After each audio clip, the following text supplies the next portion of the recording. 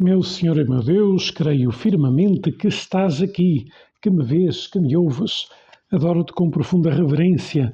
Peço-te perdão dos meus pecados e graça para fazer com fruto este tempo de oração. Minha Mãe Imaculada, São José, meu Pai, Senhor, anjo da minha guarda, intercedei por mim. Bem, hoje é domingo, é o quarto domingo do tempo comum, dia 1 de fevereiro, e o Evangelho de hoje é um Evangelho muito conhecido, que é o Evangelho das Bem-aventuranças, né?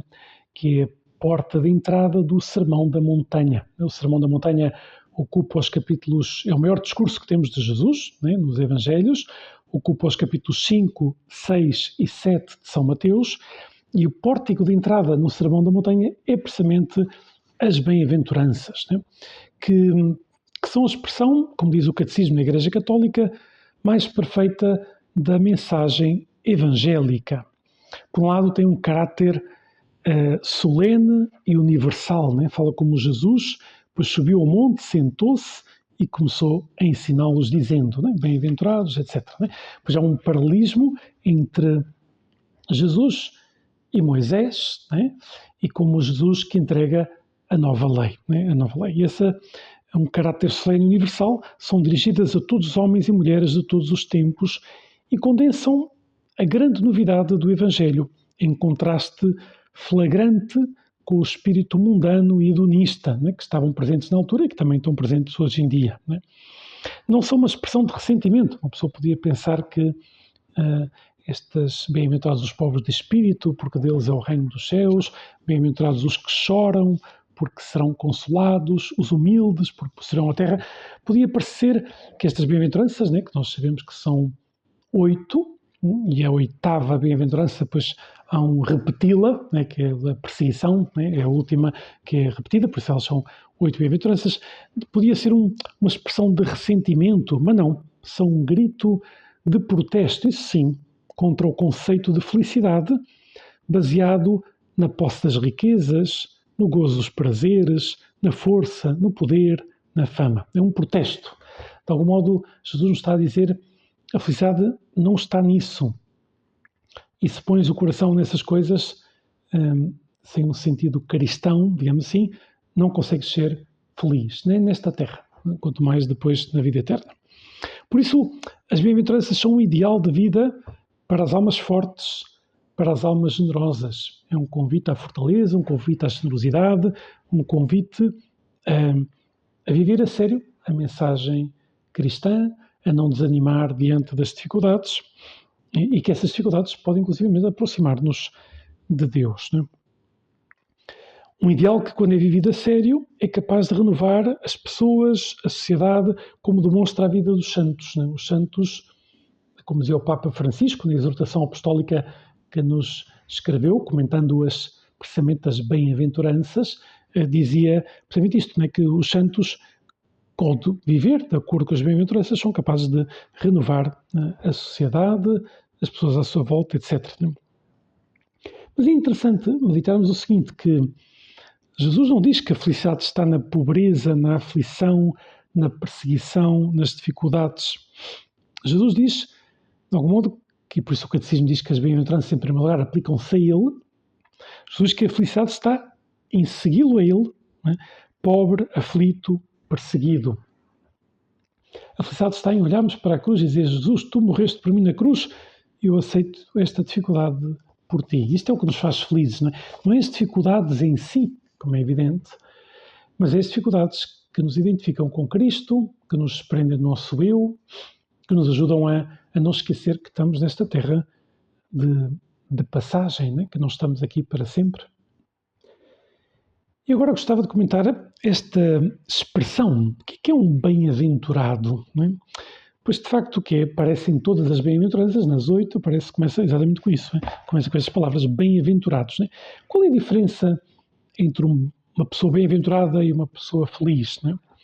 Pois eu penso que a palavra bem-aventurado acrescenta algo à pessoa feliz, que é o bem-aventurado é aquele que é feliz já aqui na terra e que sabe que tem a bem-aventurança da vida eterna à sua espera. Né? Por isso há uma estreita relação entre a felicidade deste mundo, que é sempre limitada, Né? E a felicidade que virá para sempre depois no céu, que é assim, sem limites, né? Que será plena, sem nenhum tipo de dificuldade, etc., contrariedade. Por isso, é ao mesmo tempo já nesta vida e depois, é nesta vida e será depois na vida eterna. Não se trata de uma felicidade qualquer, diz Jesus, né? É uma felicidade incomparável. É uma felicidade, em primeiro lugar, interior, profunda, que não depende das circunstâncias exteriores, mas depende sobretudo da nossa união com Deus pela graça. Né? Embora ainda não possuída de modo perfeito e completo na vida terrena, é uma felicidade já real. Né? Real. Uma pessoa que vive na graça de Deus, pois tem paz, tem serenidade, apesar das dificuldades, né? Sabe que tem o céu, como Jesus diz, dentro de si. Né? Quem acredita em mim tem a vida eterna e eu ressuscitarei no último dia. Jesus revela-nos claramente que a vida eterna já está presente dentro de nós, ao viver na graça de Deus. A ressurreição é para o último dia, mas a vida eterna já está presente no meio de nós, ao vivermos na graça de Deus, ao vivermos de acordo com as bem-aventuranças. Né? Depois pensava nesta que Jesus escolheu como a primeira das bem-aventuranças. Né? Não podemos comentar as 8. Por acaso há um livro muito bonito, Georges Chevreau, muito antigo. Não é muito antigo, mas já tem alguns anos. Um livro de um escritor francês a comentar cada uma das bem-aventuranças, que é um livro que me lembro de ter lido há uns anos atrás e ter gostado muito. Né? E recomendo a todos, né, que estamos aqui a fazer este momento de oração, Jesus necessita meditar em cada uma das bem-aventuranças. Talvez seguindo esse livro ou seguindo o próprio Catecismo da Igreja Católica, que também vai comentando cada uma. Pronto, o que nos ajudar mais, mas o que está claro, ou a exortação apostólica do Papa Francisco, né, que também vai comentando cada uma das bem-aventuranças, mas o que está claro é que temos que meditar cada uma delas, como é que eu estou a me identificar com Cristo nesta característica. Como só temos 10 minutos, gostava de comentar só a primeira, né, que Jesus escolheu logo como a primeira. Bem-aventurados os pobres em espírito, porque deles é o reino dos céus. Né? Claro, Jesus não diz que a felicidade está na pobreza em si, mas na pobreza em espírito, né? Porque distingue a pobreza da miséria. A miséria é quando uma pessoa não tem o que necessita para sobreviver. Evidentemente isso não é de acordo com a dignidade humana, né? Temos que evitar que esse tipo de coisa aconteça. A pobreza é aquela pessoa que tem os bens materiais, mas que não deixa que o coração se apegue, que mantém-se o coração desprendido e que olha para os seus bens não como dono, mas como administrador. Então, nós temos que pensar diante de Deus que um dia tu, Jesus, nos pedirás contas de o que é que fizemos com os bens que tu nos deste para administrar. Né? Se os administramos bem, se os administramos mal, se aproveitamos com os bens que temos para ajudar os outros, para promover o bem comum na sociedade, ou, pelo contrário, nos enchemos de nós próprios, nos enchemos de egoísmo, de comodismo. Por isso é uma atitude interior, a pobreza de espírito, de humildade diante de Deus. Né? Absoluta necessidade que temos da misericórdia de Deus para nos salvarmos. Não nos salvamos pela conta bancária, né? Ou pelos bens que acumulamos, não é assim, exatamente. Ou seja, temos que pensar isto. Né? Somos sempre pobres diante de Deus, por muitos ou poucos bens que tenhamos nesta terra. Por isso o desprendimento dos bens, a austeridade de vida é uma consequência desta atitude interior, própria daquele que se apoia só em Deus, daquele que sabe que os bens materiais são bens, mas são meios, não são fins. E o nosso coração não se pode apegar ao passageiro e esquecer o eterno. Em Jesus há uma grande insistência neste tema, sobretudo no Evangelho de São Lucas, a necessidade absoluta da pobreza, do desprendimento para seguir a Cristo. Nós notamos isso.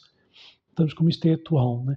Se deixamos que o coração se apegue ao passageiro, esquecemos o eterno. Esquecemos de evangelizar, de ajudar os outros à nossa volta. Por isso, Jesus, eu tenho bens materiais e agradeço muito pelos bens que tenho, mas que eu não deixo que o coração se apegue a esses bens. E ao mesmo tempo te peço que eu saiba administrar bem, que eu saiba usá-los com sabedoria, né? Com sabedoria. Que não faça, como dizia o Papa Francisco, o melhor modo de ter o coração vazio é gastar mal o dinheiro. Pois, nenhum de nós quer ter o coração vazio.